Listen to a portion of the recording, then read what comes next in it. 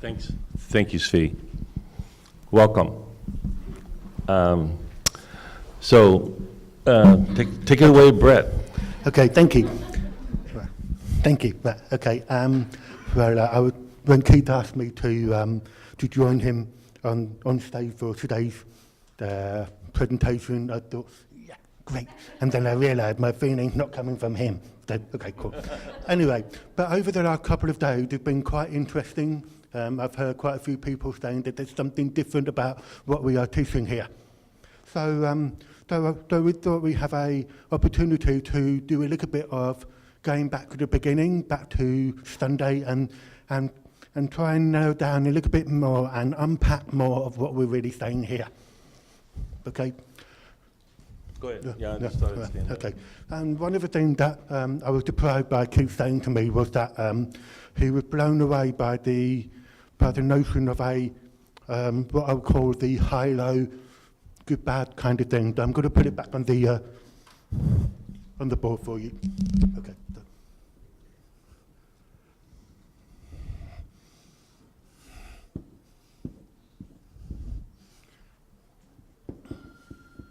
So this is a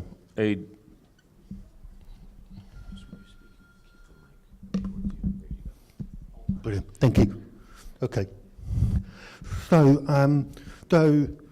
for all my life, I've been living in that kind of whatever you want to call it. It was like if I was in a low place and I was trying to find something high, or if I was somewhere high, I would want to hold on to it and try and keep it for the rest of my life. Like that. Yeah. And so basically we have what we might call polar opposites. So we have a high, that's the opposite of low. There are other aspects as well. For example, we have positive, negative. We have good, bad. We have... that's good enough. Okay. Up, down. Yeah, you could say I'm up. Okay. Up. Okay, I'll give you a few more. There's up and down. There's spiritual. And it is psychological. How do you spell it? Okay. There's listening to the heart. And there's listening to the head. Right. So basically, we have many different ways in which we put something up there and we put something down there. So what we then do is that because we have thinking about being up there because it looks so positive, it's like this is what we want more of that.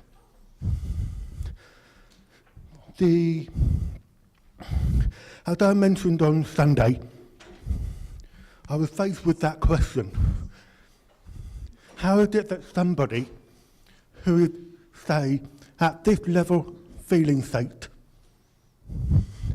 and was reacting to a situation, and yet the same person in a different situation was resilient about it. Having the high-low did not give me the explanation for why that was happening. Or even that they would be resilient and be here. Exactly, yeah. Right? You want to say that probably, but I just... Yeah, I was going to say that. Okay. Yeah. I'm jumping the gun. And then I have that question, how is it somebody who's in a high feeling state was reacting and somebody in a low feeling state and was resilient about it? That got me to see that there had to be a deeper explanation for what was happening. And I searched. I wanted the answer to come from the three principles. So I asked a couple of prominent people in that community, and basically they couldn't give me an answer. So instead they went into, I have wrong thinking about it, I need to think differently about it. They were basically giving me a prescription. And I wasn't having that. I knew there had to be a deeper answer. And it wasn't until I had my conversation with you, Keith, that you said it was a single paradigm. So as I understood more about how a paradigm works, what got me to see it was that there is a single logic behind all human experience. So instead of having these kind of sales, what became visible to me was the logic underneath all of it, basically thought in the moment. So a high feeling with thought in the moment, a low feeling with thought in the moment. So if it encompasses everything, then how is it in the world that there are people who are dying of hunger, there are people who do murder, people who do horrendous things? There had to be an explanation for that, because if that's all there is, then I would have thought we would be living in a world like a utopia. If we would be very kind to other people, nobody would be dying of hunger, we'd be very kind and nobody would be depressed, that kind of thing. But clearly that wasn't the case. We know we had these issues. So, understanding this, that all this is thought in the moment, there is one logic, and when you have one logic, you have a paradigm.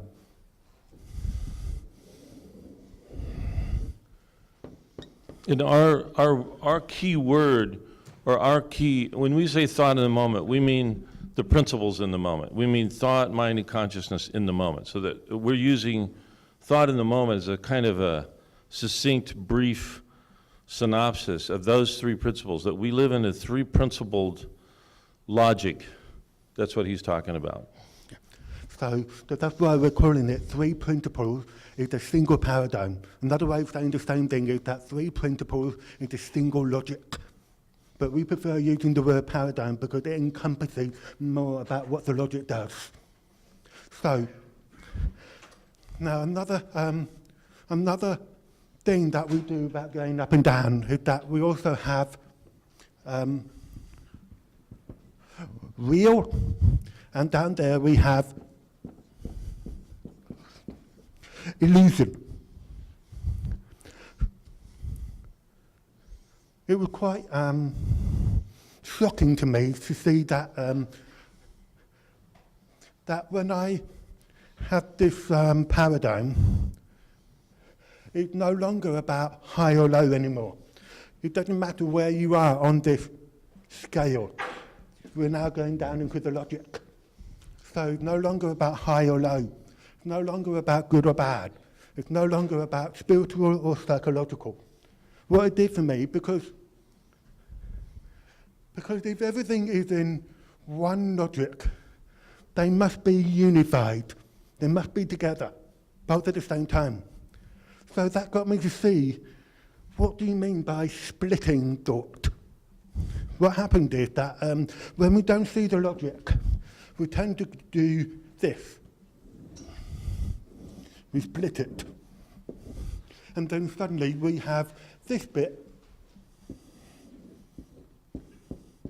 and then this bit being somewhere else, and then we've got a separation. It's separation of this logic, separation of this intelligence that drives us all. So, can I say something? Yeah. And because with this logic here, what we started to see was there was what Sid Banks had always talked about, but we couldn't see it, was one mind, one thought, one consciousness. That there was a unification that he saw and realized, and then, not unlike Abraham did, he saw the unification of those principles, and they're one thing. We are the principles. There's no separation. And we had really thought of separation and comparison when we had a high-low mood, good, bad mood, spiritual, not spiritual, spiritual, psychological. We'd always split. And the splitting created a workload. It created like, well, I don't want that, I want more of that. You see what I mean? It puts that on your mind. Now you've got to have more of what you're looking for and less of what you're not looking for. And that work, that creates it creates a judgment in you, necessarily, and it creates that judgment creates and that difference, that split innocently creates a workload or an egotism.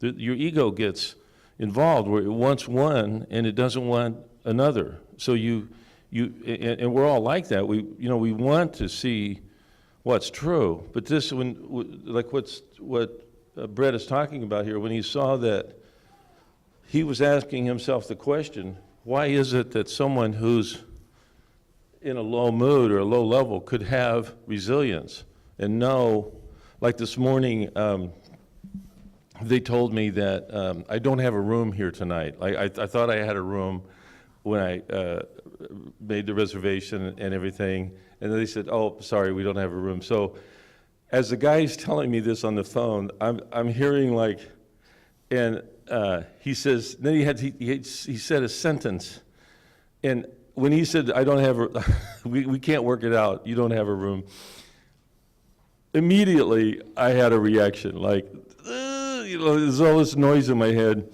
and I thought, so this is an example of being I'm in a reaction, but I thought, as soon as I said, oh, wait a minute, excuse me, and I cleared, my head cleared, like I thought, oh, I'm in a reaction, I just I didn't understand what this person just said. I said, would you say that again, sorry? I said, I went into a reaction. He said, of course, da-da-da-da-da, he explained it to me again. And so how do you account for that? You can't account for it. That's bad in an up-down world. In a world of one logic, that's just another thought and another feeling and another experience. It's not separated. And so I didn't have to, I've gotten so much less reactive. Valda tells me that, and I didn't really know this, she said, something would happen and you'd be gone. You're like out to lunch, not available. She says, my husband's here in body, but he's not here.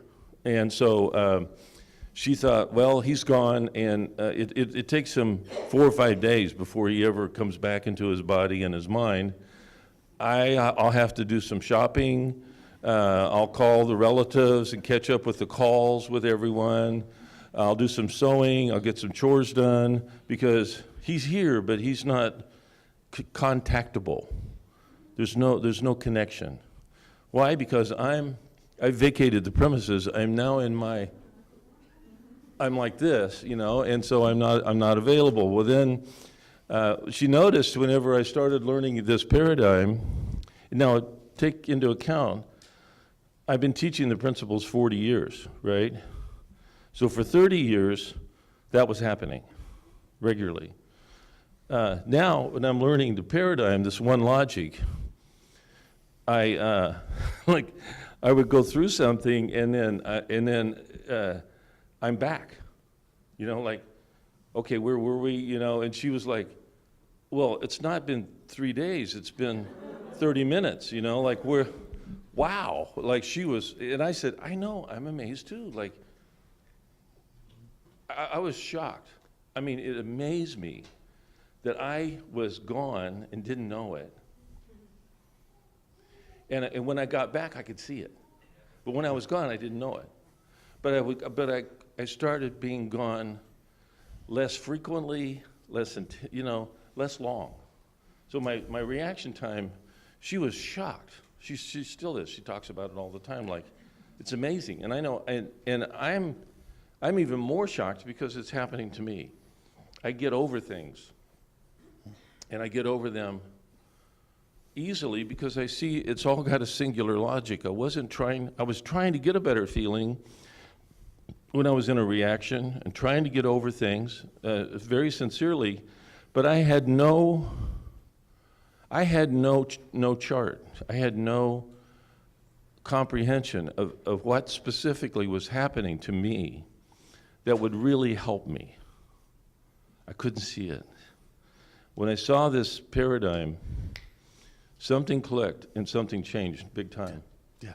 So following on what Keith's saying, so we've got the separation. For me, it feels like there's a bit of me over there, and there's a bit of me over there, and then a bit of me over there, and I was like, I'm trying to look after all the different bits of me in different places, trying to make sure I was well, keeping my worth in the material world and that kind of thing. But the thing is that with all these separation, I realised that there was a logic behind those as well. So this one is thought in the moment, and this one is also thought in the moment. So I'm like, how is it that this one has the same logic, and this one has exactly the same logic as this one? It was shocking to me. So I was like, why would I have this and this, and they're both essentially the same? So what happened to me was that because there's a logic that's the same behind both of them, these two effectively rejoined to make a whole again. That's where you start to feel a whole again. You feel connected to that deeper God, if you will. So what happened was that that's what we call reunification or unification. Yeah. That's where it's at. Yeah, unification. So there's and you'll see it like in this seminar, or I mean in this conference, there might be something, you're listening and you're listening, and all of a sudden, you probably noticed it, all of a sudden something will connect, right? Hit you. We used to call it, I got hit. Something happened. I was in this talk, and it hit me. Oh.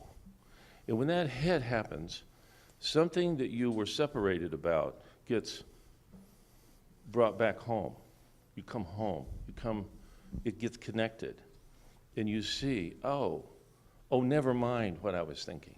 Never mind all of that disconnection I had, because you don't care about the disconnection anymore because you've been reconnected. And there's an impact. You get impacted. And when people come here, that's what when I would come to these conferences, I was looking for impact too. I wanted to go to a session where I'd get hit, because I wanted the truth. The truth is powerful. And when it touches you, it registers. You like, oh, it's simple. It solves something. It clears your head of ambiguities and misunderstandings and separations. The separation between you and God suddenly disappears. And it's like, ooh. And you like that. Everybody likes that.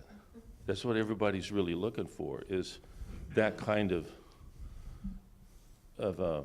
place where you're one. You feel one. You feel unified. You feel reconnected again. You feel like you become suddenly peaceful or sane or humble by that moment. And it's important to you. That's what you're looking for. That's what we're all looking for. Okay? Yeah. Right, so now that we know that this is thought in the moment, why didn't we recognize it as thought in the moment before? And then suddenly the illusion revealed itself because you've seen it thought in the moment. So it was like, oh, hang on, I was feeling this way because of this. It wasn't thought. So suddenly the paradigm effectively coined up something other than thought in the moment. That's where the illusion is. That's what we mean when we say, you'll hear people say, outside in. It's just a term to reference. It didn't look like, to me, thought in the moment was really what was happening, it looked like an agent of something else out there, something either in my past.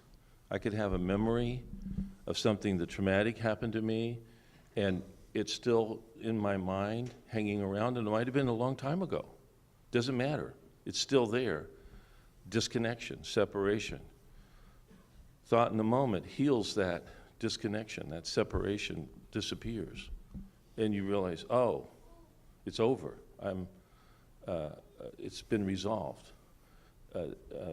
So it's that, or it could be something else you have in mind, some sort of stressor, some sort of issue, something you're worried about, something you're afraid of, something you think isn't right, judgmental of, something you don't like, and you feel separated.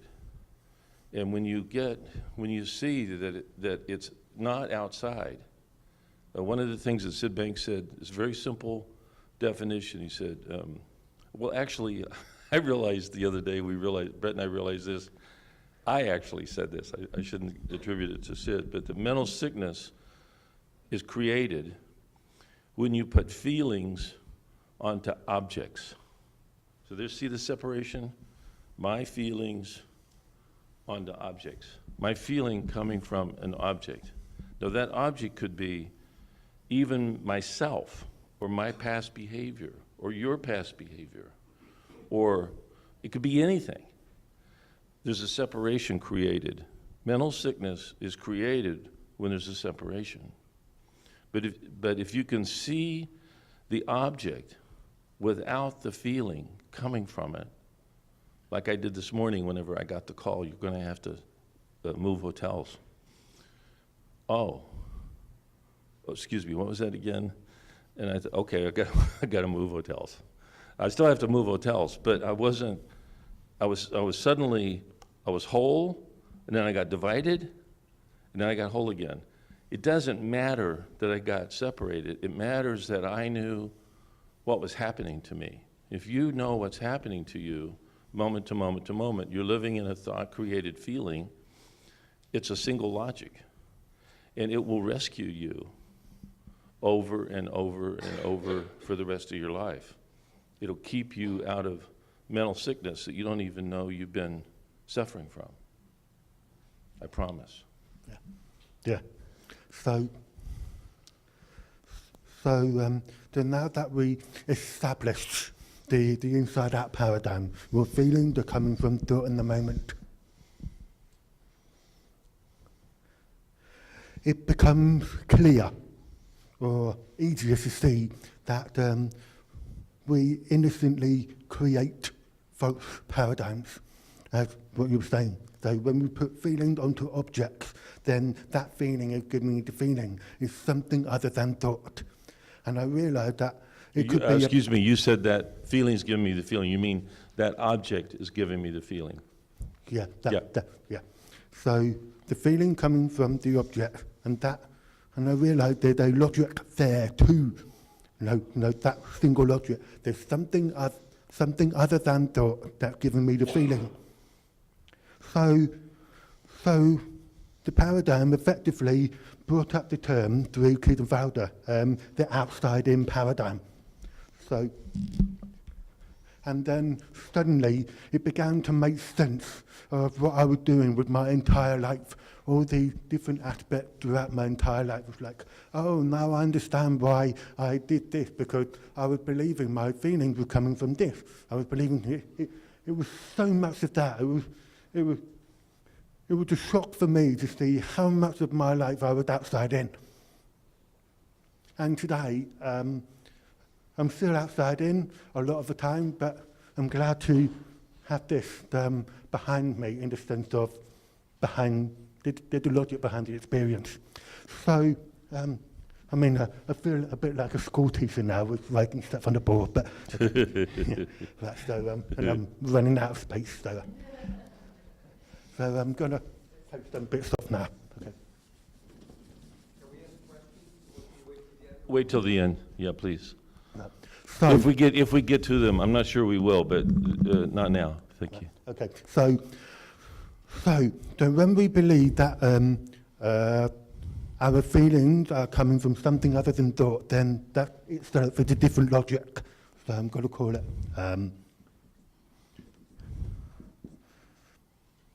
SMT, something other than thought. And then I realised even that is a paradigm, because it's one logic. When you have one logic, you have a paradigm. So, and then suddenly, this, and then, well, so, because we can only exist in one logic in any moment, two logics cannot exist at the same time. Thought in the moment, or something other than thought. If they could both exist at the same time, it would be like, it's incompatible. So when we're believing that the feelings are coming from something other than thought, then all of this has to be invisible. It's still there. That's how it actually works. It's just invisible. And because it's invisible, it's like, oh, it's this. We're feeling this. We don't even know we're doing it. So that's why I call the outside in the invisible paradigm, and it takes an insight in seeing how your feelings actually work, which means you have to be seeing it from the inside out. So when you're seeing where your feelings are coming from the inside out, it must expose this illusion. It exposes the idea that your feeling could be coming from something other than thought in the moment. And then suddenly it's like there's a truth that kicks in, there's a transformative power that just kicks in. It's amazing power. And it's like, here's the truth, and here's what's not true. Here's how it works, here's how it doesn't work. Here's the pre-existing nature of how we function. Here's the non-existing nature of how we function. So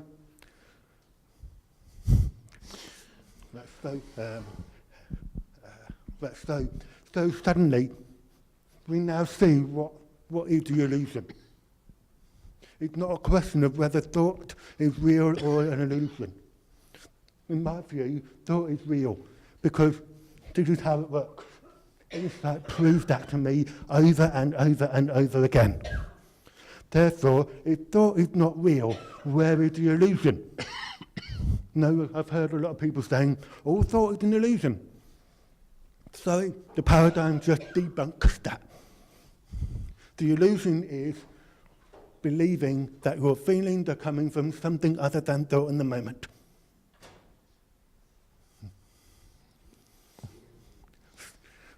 Okay, thesis there, 10 minutes, then just say that again. So, okay, so...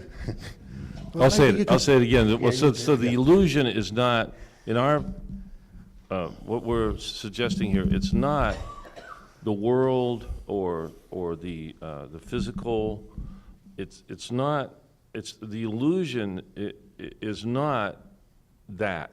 The illusion is, that happens to all of us whenever we don't see that we're living in the feeling of our thinking actually, which is actually all that's ever happening, and sometimes we don't see it.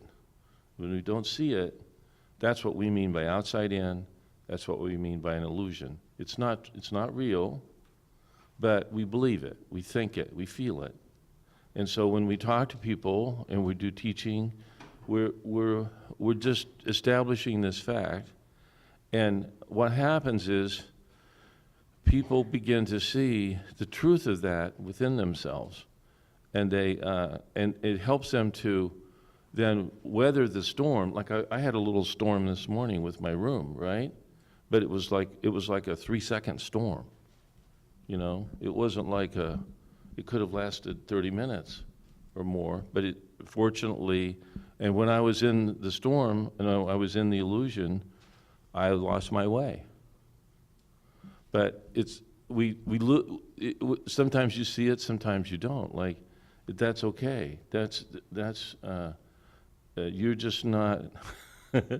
Sometimes you think things. Sometimes you get objects in your mind that look like they're powerful, and look like they're capable of determining your feeling, without your thinking being involved. And that's just not, it's not happening. It can't happen that way. If it could happen that way, God would abandon us. Well, it doesn't work that way. We might misunderstand it, but it doesn't mean that God hasn't disappeared. We've disappeared. Like I didn't, like with my reactions that I went through with my wife, I wasn't there, but God was there for me. She was there for me. I was not there for God or her or anyone else because I was in a reaction. But that doesn't mean anything has disappeared, except I've kind of closed my eyes. It's sort of like how you see children do when they, or an ostrich in the sand. You know, they put their head in the sand, and then it's like, oh, I won't be hurt now because I can't see the predator coming. So I'll close my eyes. Well, I thought that was the way to go when I had the high, low, good, bad, right, wrong. Oh, right, wrong. Did you put right? Well, right, wrong is another one. Very, very important misunderstanding that plagues humanity is right, wrong. That experience of right, wrong really torments us tremendously, and it's an illusion. So, and like Brett mentioned with his tinnitus, he had tinnitus. And when we first talked, he had so much. Well, you describe what it was like for you. Okay, yes. So I had tinnitus, which means noises in the ears, right? But don't forget, this man is profoundly deaf. So now he's got what little hearing he's got ringing in that. He's got 5% hearing, and in that 5%, loud ringing. Can you imagine? Yeah, thank you. Okay. I mean, oh my gosh, is this? Right, so I had the noises in the ears, and because I had no idea of the principles at that time, it was impossible for me to have any notion that there was a psychological experience behind it. So the thought was definitely out of the equation. Right, so it was like the tinnitus was making me feel this way, and I hated the feeling of it. So what I tried to do was that I tried to do techniques, suggestions by my audiologist, some relaxation therapies, put my Walkman on back in those days. I don't know if they exist anymore, and there was sound of waves breaking onto the beat. And then the tinnitus got a little bit louder than the sound on the wave. And I'm like, oh, okay, I'll just turn up the Walkman. Okay. And then the tinnitus got even louder. And then, okay, I'll just turn up the Walkman to the maximum volume. And the tinnitus got even louder. And I'm like, so, and I felt the hopelessness and hopelessness. So I just didn't bother with the Walkman anymore. And at some point along the way, I was like, okay, I'm resigned to living with tinnitus. I just have to make the best of it. Sometimes I can hear it, sometimes I don't. When I don't, it's like I've got a battle going on here. I'm having a battle with tinnitus. And that's been going on for many years. And then after the paradigm, maybe about 2 months after my paradigm mistake, I realized tinnitus does not have the capacity to make me feel anything. It is my thought in the moment. And I was like, my God. All that thinking I had trying to deal with my tinnitus suddenly no longer made any sense because the feeling was not coming from tinnitus. It was coming from my thought in the moment. And when I saw that, it was like I felt an overwhelming peace wash over me, and I just felt like I'm okay again, even with tinnitus. Tinnitus never had the power to take away my peace of mind. I just thought it did. In fact, Keith told me I gave it away. So now I'm so comfortable with my tinnitus, it actually quieted down by itself. I only get it maybe 2 or 3 times a year, when before it was like 3 or 4 times a week. No technique, no medication, that kind of thing. I don't want to, it doesn't mean that you don't stop any medication that you're on. That's what I'm pointing to here. I'm just pointing to psychological experience. Beautiful. Yeah. So, 5 minutes, okay. So shall we do that last part and wrap up? Yeah. Right, okay. So we want to talk about, just try and touch upon this evolution. Yeah, So- yeah. And we're bringing in the, okay, so very quickly, say one thing very important. So having these paradigms, we now have the entirety of an experience that's now underpinned by a single logic.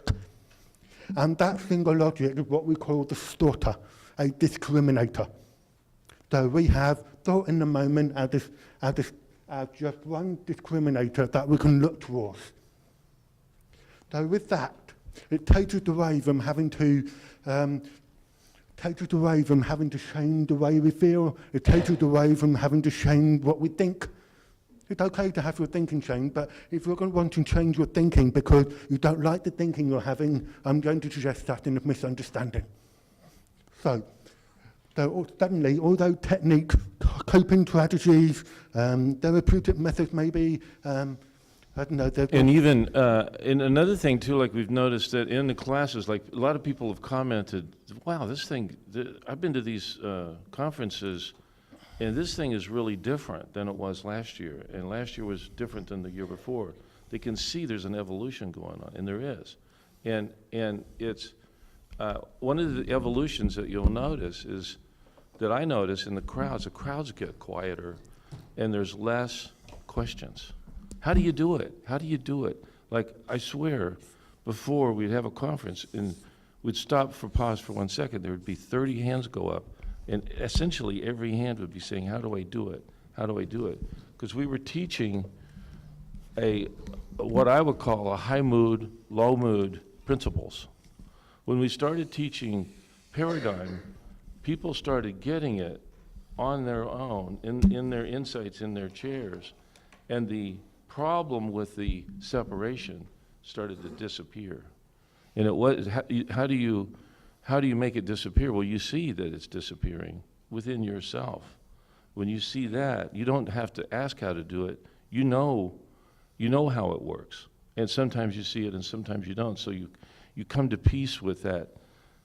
I got to figure it out. I got to do it. I got to get more of this. You're already getting it, and you realize you're seeing it from within your own self, how it works.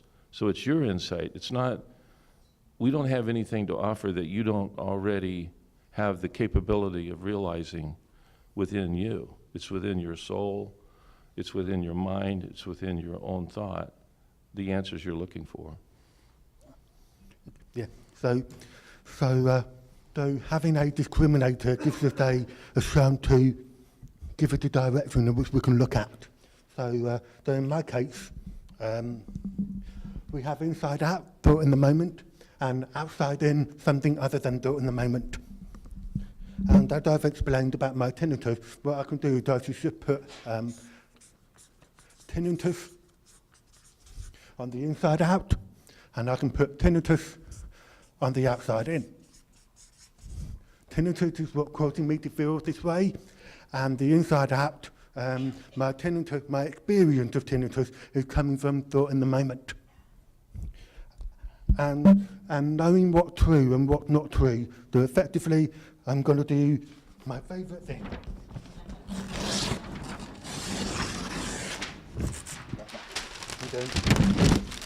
Bye-bye. Your turn. That's great. Do we quit now? 2 more minutes, Okay. please. Okay, all right. So whatever it is, like there'll be things that you're outside in about, okay? And it could be anything. It could be anything. But if you put it on both sides, what we're calling putting on both sides, all I mean is how it actually works, inside out, and how it doesn't work, outside in. So there's a single paradigm, and it becomes self-evident to you. This is the answer that humanity's been looking for in terms of a separated universe, a separated self, a separated me, it, me, you, we, them. That separation is born of our own misunderstanding until now. And you see that. You could put anything so we provide this for people to get a logic. Like when I first learned this, I had pads of paper around my house. I've thrown them away now, but I had pads, and I would put whatever it was on both sides, and I would look at it, and I would get insights like, oh yeah, even that is thought in the moment. So eventually, we're making this, is it okay if we just jump ahead to this? Go ahead.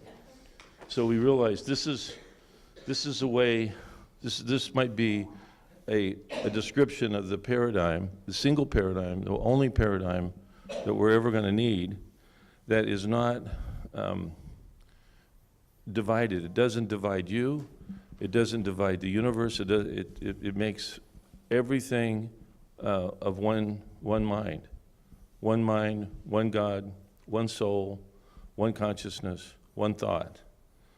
It's all, those former separations are now, now we have the chance to get rid of them where we've actually been giving birth to them and raising them as if they were real.